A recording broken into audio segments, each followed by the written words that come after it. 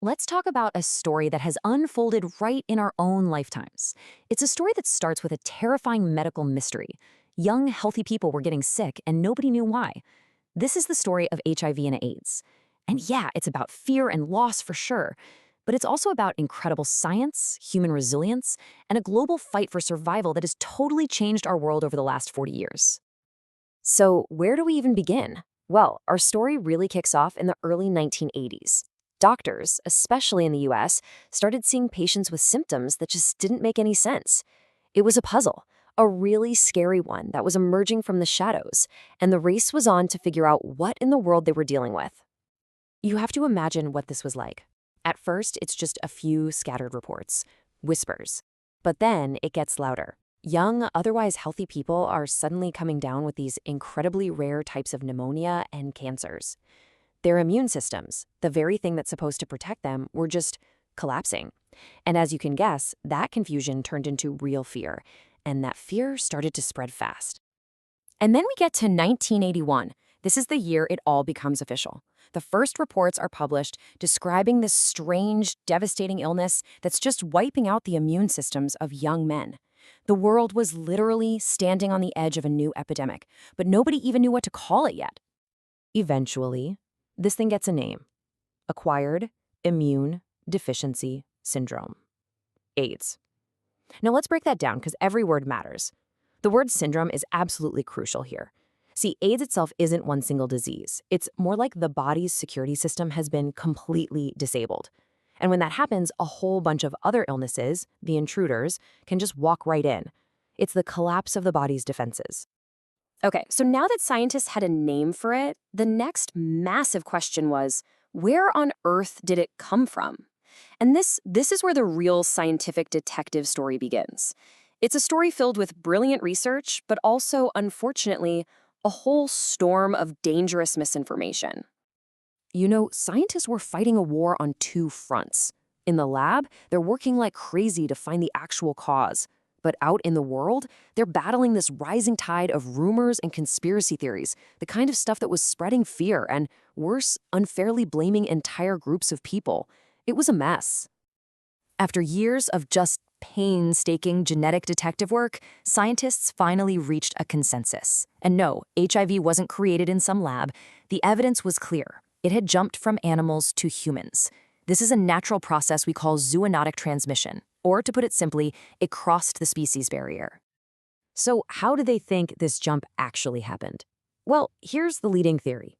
There's a virus called SIV, that's simian immunodeficiency virus, which is a super close cousin to HIV, and it naturally lives in chimpanzees. At some point, probably during hunting, the virus got transmitted from an infected chimp to a human. And once it found itself in a new human host, it did what viruses do. It mutated, it adapted, and it became what we now know as HIV. So, from that one jump, that one moment, HIV began its silent spread across the globe. At first, no one knew, and then it just exploded. To really wrap our heads around the sheer scale of this pandemic, we need to quickly look at two really important ways we measure it. First up is prevalence. The easiest way to think about prevalence is like taking a photo, a snapshot of a population at one moment in time. It tells us right now how many people are living with HIV. So if a country's population is, say, 100 million, and 1 million people have HIV, the prevalence is 1%. Simple as that. And then we've got incidence. Now, if prevalence is a snapshot, incidence is more like a video. It's not about how many people have HIV, but how many new people are getting infected over a certain period, usually a year. It's all about speed. It tells us how fast the epidemic is growing, and that's a super important number for figuring out if our prevention efforts are working. As HIV spread, the world was, of course, forced to respond. But that response, man, it was slow. It was uneven. It's really a story of these incredible, life-saving scientific achievements happening on one side, and these just devastating societal failures and prejudices on the other. Just look at this timeline of key moments. 1983, scientists finally identified the virus. But it wasn't until the absolutely heartbreaking death of rock legend Freddie Mercury in 1991 that much of the world really, truly started paying attention. And then, 1995, this was the game changer. The arrival of HAART, highly active antiretroviral therapy, was revolutionary. It literally transformed HIV from a certain death sentence into a chronic, manageable condition. But here's the thing. Before the world could fight the virus, it had to fight something else: fear and prejudice. In those early years, people with HIV were shunned. They lost their jobs, their homes. This awful stigma wasn't just cruel, it was dangerous. It actually made the epidemic worse by driving it underground.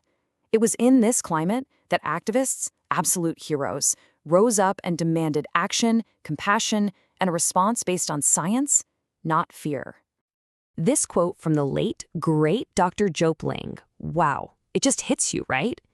He was a Dutch researcher who dedicated his life to fighting HIV, and he was so passionate about getting treatment to everyone, and his point was so simple, so powerful. If a corporation can figure out how to get a soda to the most remote corners of the planet, then we can absolutely figure out how to get life-saving medicine there. It was never a question of can we, it was a question of will we. You know, the fight against HIV has been this long, incredibly hard road, but it has taught us some really profound lessons. So after 4 decades of this struggle, what are the big takeaways? What have we learned that can help us build a better, healthier future? If there is one single thing this whole story shows us, it's this. Our greatest weapon against any epidemic is knowledge. It's that simple. When we choose facts over fear, when we choose science over stigma and unity over division, that's when we have the power to overcome pretty much anything. We've come such a long way in the fight against HIV, but it's not over, not by a long shot. We have the science, we have the tools to actually end this epidemic for good. But what we need now is the collective will to see it through. So that kind of leaves the ball on our court, doesn't it? It leaves us with the question, what can I do? What can you do to be part of that solution? Let's make sure we build a future where nobody gets left behind.